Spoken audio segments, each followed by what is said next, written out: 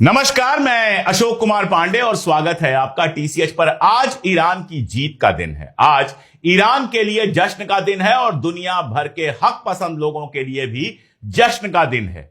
जब भी तारीख लिखी जाएगी तो यह लिखा जाएगा कि 8 अप्रैल 2026 को अमेरिका का गरूर हमेशा के लिए टूट गया। 8 अप्रैल 2026 को ईरान दुनिया के नए सुपर पावर के रूप में सामने आया।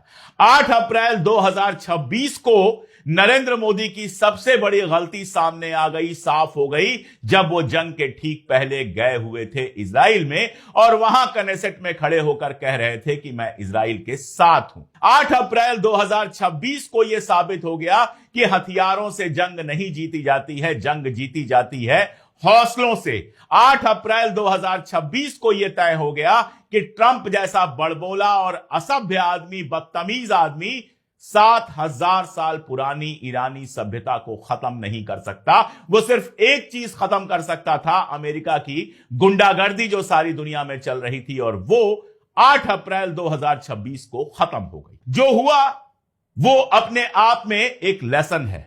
कल को जब पॉलिटिकल साइंस के स्टूडेंट्स, कल को जब मिलिट्री साइंस के स्टूडेंट्स पढ़ेंगे ईरान वार को, अमेरिका इजराइल ईरान वार को जब पढ़ेंगे तो उनके समझ में आएगा कि ईरान ने कौन सा कारनामा किया है। हथियार सारे के सारे बड़े हथियार, एक से एक बड़े हथियार इजराइल के पास थे। टैंक थे, पता नहीं कौन कौन से जेट थे, F-13, F-16, फलाना ढिमकाना, ये सब इजराइल और अमेरिका के पास थे। लेकिन ईरान के पास था हौसला, अपने वतन से मोहब्बत, वतन पर जान देने का हौसला और 40 साल की तैयारी।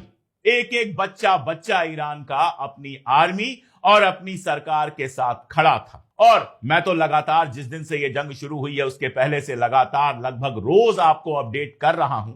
इस पूरे माहौल में, इस पूरे दौर में हमने देखा कि ईरान ने अमेरिका और इजराइल के गरूर को किस कदर तोड़ा है। जिनको लगता था कि 48 घंटे में ईरान को जीत लेंगे, वो 8 अप्रैल 2026 को घुटनों पर बैठकर ईरान की शर्तों पर समझौता कर रहे हैं। ये मिडिल ईस्ट के इतिहास में अपने आप में एक बहुत बड़ी बात है। और अरब मुल्क जो कभी आगे हो रहे थे, कभी पीछे हो रहे थे, उनको ओमान से सीखना चाहिए जो पहले दिन से ईरान के साथ था। और आज जब समझौते की बात आ रही है तो ईरान खुल के कह रहा है कि स्ट्रेट ऑफ होर्मुज से जो हम फीस वसूलेंगे वो ओमान के साथ साझा करेंगे। यूएई बहुत बड़ी बड़ी बातें कर रहा था कि ऐसे समझौता नहीं होना चाहिए, स्ट्रेट ऑफ होर्मुज ईरान के पास नहीं छोड़ना चाहिए, मिसाइलें खत्म कर देनी चाहिए। अब यूएई को दोबारा सोचना पड़ेगा कि यह करके उसको क्या हासिल हुआ है। आज मिडिल ईस्ट के अंदर और सारी दुनिया में ईरान की एक हैसियत स्टैब्लिश हो गई। सोचना तो हमारे प्रधानमंत्री को भी चाहिए कि इजराइल जाकर इजराइल का समर्थन करके उनको क्या मिला। और आप देखिए, ट्रंप ने घोषणा की कि हम ईरानी सभ्यता को खत्म कर देंगे, लेकिन मोदी खामोश रहे। समझौता हो गया लेकिन मोदी खामोश हैं। बगल में पाकिस्तान आज डिप्लोमेटिकली नरेंद्र मोदी से बहुत आगे निकल गया और यह 70 सालों के इतिहास में पहली बार हुआ है कि जो विश्व गुरु बन रहे थे, इतनी बड़ी लड़ाई में, इतने बड़े समझौते में उनको कोई पूछने वाला नहीं है। कल जो हुआ उसको समझना बहुत जरूरी है और बहुत मजेदार है। आप जानते हैं कि कल जो ही यह घोषणा हुई कि 8 बजे सब उड़ा दिया जाएगा, ईरान की बहादुर जनता अपने पावर प्लांट्स के आसपास, अपने ब्रिज के आसपास और अपने हिस्टोरिकल मॉन्यूमेंट्स के आसपास जाकर इकट्ठा हो गई। जब मैंने वो सीन देखा तो मैं सच बता रहा हूं, मेरे रोंगटे खड़े हो गए। मैंने सोचा कि किस दर्जे की वतन परस्ती है ये कि लोग अपनी जान की परवाह किए बिना, ये अंदेशा है, ये खदशा है कि जाने कितने बम गिरा सकता है ट्रंप, जाने कितनी मिसाइलें छोड़ सकता है नेतन्याहू, और इसके बावजूद लोग सड़कों पर हैं। लोग अपने पावर प्लांट्स के चारों तरफ ह्यूमन चेन बनाकर खड़े हैं। लोग अपने ब्रिजेज पे टहल रहे हैं, उन ब्रिजेज पे टहल रहे हैं जिनको गिराने की धमकी दी गई है, जिन पर बम मारने की धमकी दी गई है। लोग उन हिस्टोरिकल मॉन्यूमेंट्स के आसपास इकट्ठा हो गए हैं जो ईरान की शान है।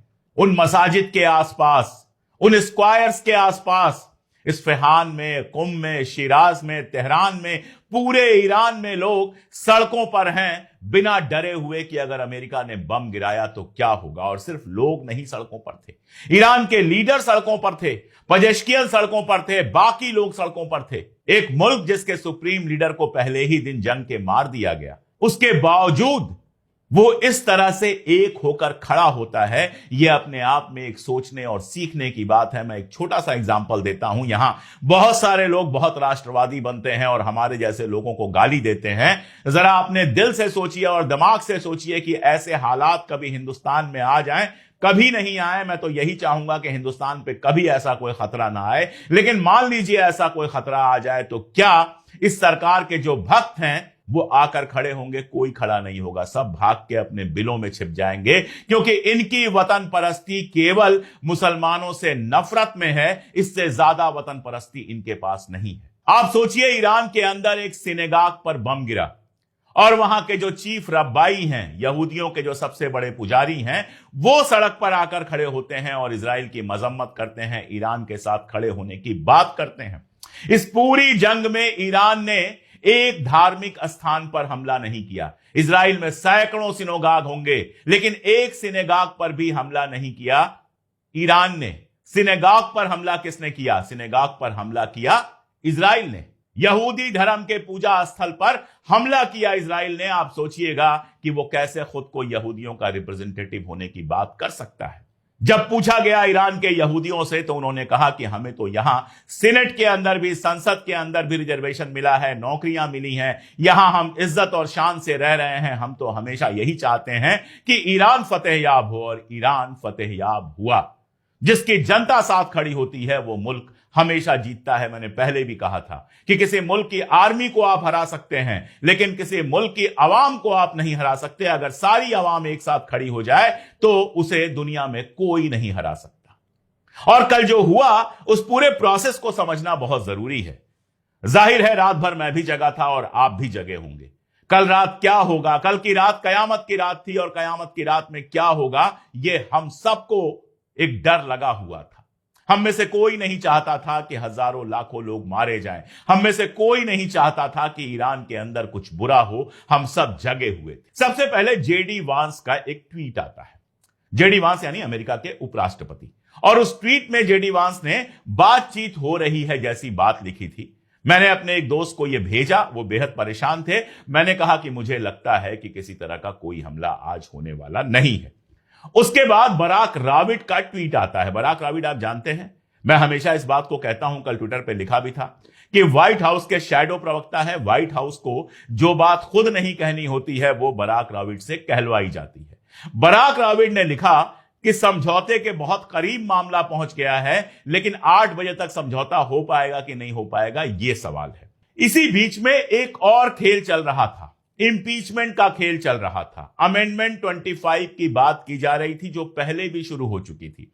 अमेंडमेंट 25 यह है कि अगर अमेरिका का राष्ट्रपति अमेरिका पर शासन करने लायक नहीं है, उसका दिमागी तवाजुन बिगड़ गया है, या किसी और वजह से यह पाया जाता है कि वो अमेरिका पर शासन करने लायक नहीं है, तो उसको गद्दी से हटाया जा सकता है, इंपीच किया जा सकता है। यह पूरा एक अभियान चलना शुरू हुआ। डेमोक्रेट्स पहले आए, 40-45 डेमोक्रेट्स आए, उसके बाद कुछ रिपब्लिकन भी आए, और यह प्रोसेस अभी भी चल रहा है। इस समझौते के बावजूद ट्रंप को गद्दी से हटाने का प्रोसेस अभी भी चल रहा है। तो यह प्रेशर पड़ना ट्रंप के ऊपर शुरू हुआ। ट्रंप के साथ कौन था? इजराइल तो रहेगा ही, और वो रजा पहलवी जो क्राउन प्रिंस था और जिंदगी भर अब क्राउन प्रिंस ही रहेगा, अब वो कभी ईरान में पैर रखने की हिम्मत नहीं जुटा पाएगा। वो वीडियो जारी करता है और वीडियो जारी करके ईरान की जनता से कहता है कि सड़क पर आओ और ईरान की सरकार को पलट दो। ईरान की जनता अब तो यह साबित हो गया है कि तुम्हें जूते की नोक पर भी नहीं रखना चाहती। इसके अलावा ट्रंप के साथ कोई नहीं था। नरेंद्र मोदी चुप थे। नरेंद्र मोदी ने कुछ नहीं कहा, ना समर्थन में कहा, ना विरोध में कहा, लेकिन कम से कम समर्थन में कुछ नहीं कहा। इसी बीच में यूनाइटेड नेशन में एक प्रस्ताव आया, और वो प्रस्ताव होर्मुज को लेके था। आप जानते हैं बहरीन एक प्रपोजल लेकर गया था जिसमें होर्मुज को ताकत से खुलवाने की बात थी। उसका फ्रांस ने भी विरोध किया था, और फ्रांस, चाइना और रशिया के विरोध के चलते उसको फिर से ड्राफ्ट किया गया था, जिसमें फोर्स वाली बात हटा ली गई थी। जब यह प्रपोजल जाता है यूनाइटेड नेशन में तो चाइना